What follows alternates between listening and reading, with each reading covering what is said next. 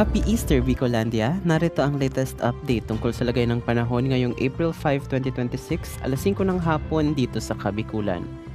Kasalukuyan pa rin nakakaapekto ang ridge o extension ng isang high pressure area na nasa may bahagi ng Japan sa may northern at central Luzon.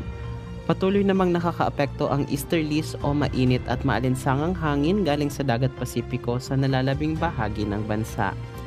Ayon pa rin sa pinakahuling TC o Tropical Cyclone Threat Potential, may namumuong sama ng panahon na kasalukuyang namamonitor ng pag-asa sa labas ng Philippine Area of Responsibility.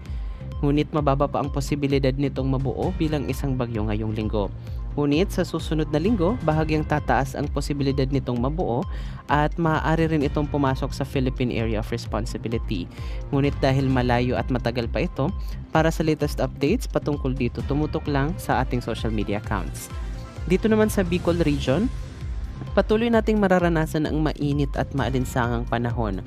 Ngunit asahan pa rin natin ang paminsan-minsang bahagyang maulap hanggang sa maulap na kalangitan na may kasamang pulo-pulo o isolated na pag-ulan, pagkulog at pagkidlat dulot ng localized thunderstorms lalo na sa hapon o gabi. Posible rin ang pagbaha at pagguho ng lupa kung may severe thunderstorms. Magtungo naman tayo sa kondisyon ng hangin at karagatan. Mararanasan natin ang mahina hanggang sa katamtamang ihip ng hangin na magmumula sa silangan hanggang timog silangan. Ang alon naman sa ating mga baybaying dagat ay posibleng umabot sa 1 hanggang 2 metro ang taas. Wala namang nakataas na gale warning sa mga baybayin ng ating rehiyon.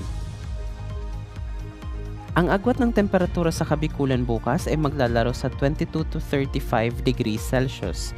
Inaabisuan ko ang lahat na mag-ingat sa posibilidad ng heat cramps at heat exhaustion dahil ang heat index o ang init na mararamdaman ng ating katawan bukas ay maaaring umabot sa 41 degrees Celsius. Kaya wag pong kalilimutang uminom ng maraming tubig, iwasan muna ang pagbilad ng matagal sa araw at magdala ng payong o magsuot ng sombrero kung kailangang lumabas.